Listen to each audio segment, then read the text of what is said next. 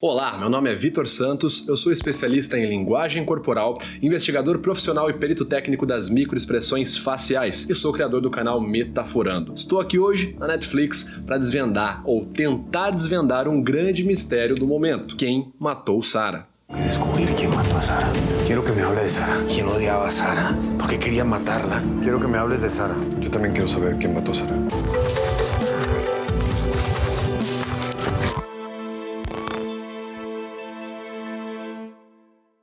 Quem Matou Sarah é um drama policial cheio de investigações e com muito, mas muitos suspeitos mesmo. É sério, chega um momento que você duvida até do cachorro, se ele teve ou não participação na morte da Sarah. Por isso, a convite da Netflix, vou analisar todas as cenas onde alguém confessou ter matado Sarah, acusou algum suspeito ou negou ter sido o assassino. E com base nessa análise, vou mostrar para vocês alguns comportamentos que uma pessoa que está sendo desonesta pode ou não exibir. E quem sabe, também com base nessa análise, eu não descubra algo aí sobre o que aconteceu de fato com a Sarah.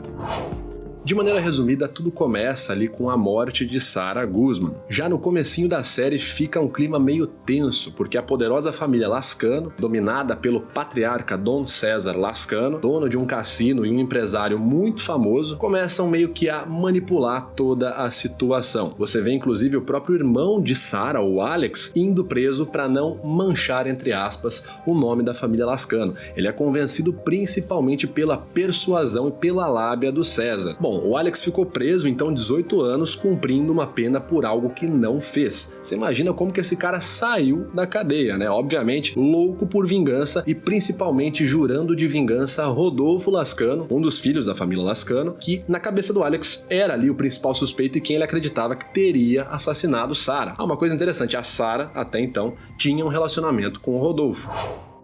Agora, o ponto principal disso tudo, que a gente se pergunta desde o primeiro e até o último episódio já lançado na Netflix: quem foi que matou essa menina? Quem matou Sarah? Será que o suspeito tá entre a família Lascano? Vamos dar uma olhada nisso? ¿Estás acusando a tu propia familia? Sí, no hay de otra. Éramos muy pocos los que estábamos ahí. Cállate. Uno de nosotros, porque nadie más tenía acceso ni a la lancha ni al paracaídas. ¡Que te calles, hostias! Rodolfo já entra na cena bem alterado. Você consegue ver ali alguns canais psicofisiológicos no Rodolfo, como por exemplo, a região aqui próxima ao canal lacrimal e à raiz nasal que estão bem avermelhadas, além dos olhos de Rodolfo estarem brilhando devido às lágrimas, certo? O olho dele tá bem brilhando mesmo, mas um ponto que chama muita atenção, além da expressão facial dele de tristeza, caracterizada pela acentuação na região interna das sobrancelhas, é a postura corporal. Rodolfo chega com os ombros tensionados e as mãos fechadas, porém ele entra ali com a cabeça baixa, e isso é um sinal comumente associado à vergonha e culpa, o que faz total sentido com a linguagem corporal do personagem, principalmente quando ele vai ali falar com a família. Ele não tem coragem, entre aspas, de se impor, isso pelo ponto de vista não verbal dele. Claro que a gente precisa falar de Don César. Bom, a reação dele é brilhante. Logo no começo da cena, ele se coloca de ponto de mutismo. Ele não fala nada, ele deixa todo mundo supor, todo mundo fazer as hipóteses, as pessoas ficam ali falando, e ele calmamente pega uma bebida e começa a se servir, né? Pega um copo e começa a se servir. Isso em linguagem não verbal, essa letargia com que ele faz o movimento, além de transparecer uma linguagem, uma postura de superioridade, é também uma forma muito utilizada para se acalmar sem demonstrar sinais de fraqueza. Então, a todo momento, César, manipulador, racional e frio, conseguindo dominar toda a situação com maestria. Yo te salvé, pero no maté a esa putita. No hables así de Sarah. Una zorra, eso es lo que era. Primeira coisa que a gente tem que observar é que a afirmação de César é direta. Ele não tem ali hesitações, ele fala de forma fluida. Eu não matei, né? E faz uma ofensa a Sarah. Não matei essa... Tarará. Quando a gente vai mentir, quando a pessoa tá um pouco insegura, é muito comum que ela hesite. A pessoa pode acabar voltando, pensando melhor, escolhendo melhor as palavras e acabar ficando... Isso não é observado em César. Ele fala de forma fluida, ainda com avanço na postura corporal e um avanço na cabeça. Ele projeta a cervical dele para frente. E geralmente em prosêmica, quando eu não concordo ou quando eu tenho incerteza sobre algo, eu geralmente me afasto. E a gente vê o oposto nesse momento. Quando ele fala que não matou, ele de fato se projeta para frente. Doctor, ¿usted cree que Sara podría haber sido capaz de matar a alguien. Tu hermana era una sociópata que causó mucho daño. Claro que podría haber matado a alguien. No me extrañaría que la haya asesinado a alguien que quizás se sentía amenazado por ella.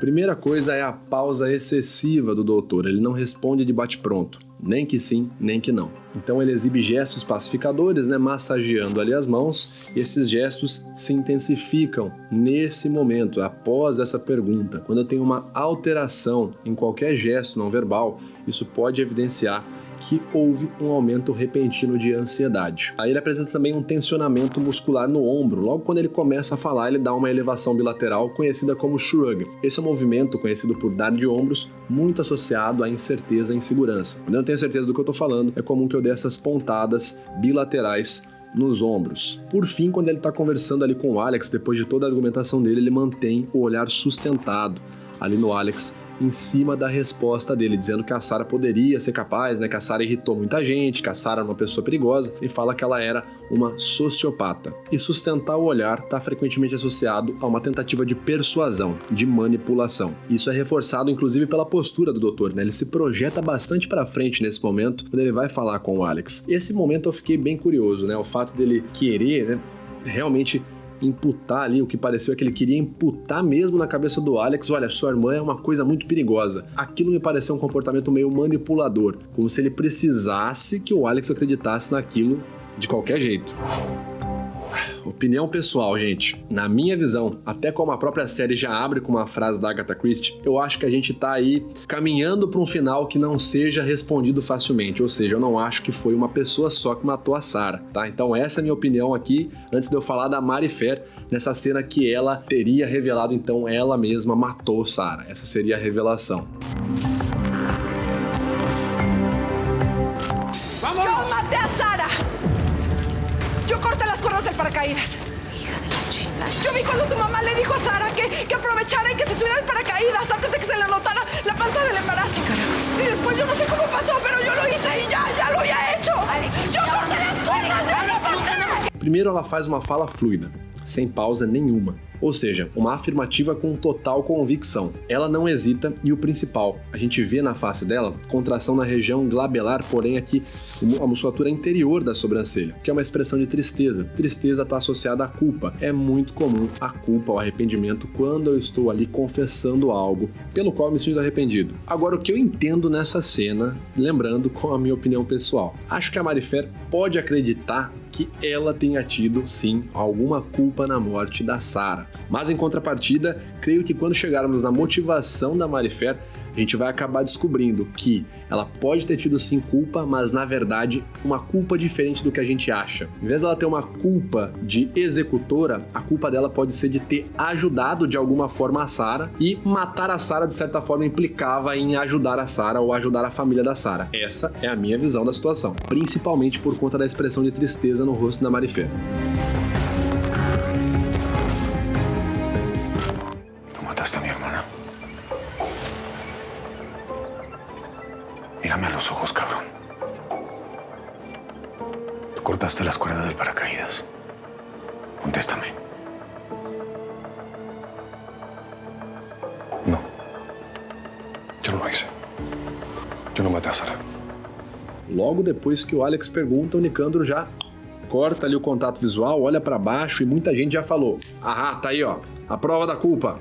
Desviou o olhar, tá mentindo. Então, gente, eu tenho que conscientizar vocês aqui de que não acreditem nessa furada. Desviar o olhar não é um sinal específico da mentira. Inclusive, cientificamente falando, não existe um único sinal da mentira. É sempre necessário analisar o contexto, a situação num todo, para conseguir ver a quebra da linha de base comportamental e não pegar um sinal solto. Em sua expressão facial nós vemos medo, uma leve contração na musculatura do músculo risório, que se contrai e se expande lateralmente, porém o medo fica bem evidente na abertura ocular do Nicandro, que aumenta bastante, deixando evidente a esclera, que é a parte branca dos olhos. Em seguida nós vemos uma microexpressão facial de tristeza, também caracterizada pela acentuação aqui na região glabelar, na forma interior da sobrancelha. Ele também expressa uma manipulação labial, mordisca os lábios, fica ali jogando a mandíbula de um lado para o outro. Esse sinal está fortemente associado à manipulação emocional. Quando eu estou tentando me controlar, quando eu estou num ponto que eu não consigo mais segurar minha emoção. E percebam que no final ele tem uma pressa em falar, né? Ele faz a negação dele, mas ele não fala com pausa, não sei o quê. Ele fala de maneira bem rápida, né? Quase como se ele quisesse se livrar daquilo que ele está falando. Não. No. Yo no lo hice. Yo no maté a Sara. Ele joga aquela negação dele. E juntando então as informações, nesse momento a gente consegue chegar no ponto. Nicandro tenta se autocontrolar emocionalmente. Ele se livra bem rápido da negação que ele faz. Ele pensa bastante para falar. Naquele momento, o que eu entendo é que o Nicandro estaria, de certa forma, manipulando ou enviesando a opinião do Alex sobre ele. Ni él ni los Lascano pueden saber quién realmente mató a Sara. Escúcheme bien. Nadie puede saber que nosotros lo hicimos. O que a gente consegue observar no Nicandro é uma ansiedade elevada, pela tensão na musculatura dele, né, na voz dele, consegue observar que a voz fica um pouco mais aguda do que o padrão dele durante a série. Ele fala um pouco mais rápido, ele exibe várias inspiradas fundas, ele fica inspirando e expirando durante esse momento que ele tá falando com o doutor. É interessante que ele fala, né, nós fizemos. Isso me chamou a atenção.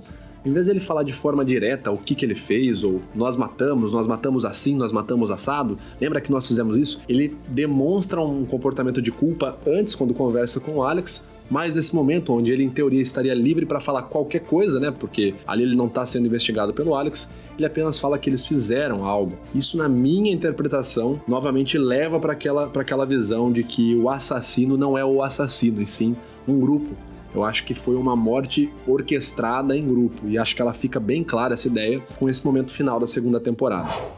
A minha opinião e as minhas análises foram resumidas aqui. Agora eu quero saber, o que você acha? Você acha que teve alguma coisa a ver o que eu analisei? Ou você estava suspeitando de outra pessoa, acha que não tem nada a ver o que eu falei? Comenta aqui embaixo quem você acha que matou Sara e quem você acha que foi com base na análise que eu fiz. E você que ainda não assistiu Quem Matou Sara, te convido a assistir. Já está disponível completo na Netflix. Corre e vem resolver esse mistério aqui comigo. Muito obrigado pelo convite, Netflix, e até a próxima. Valeu!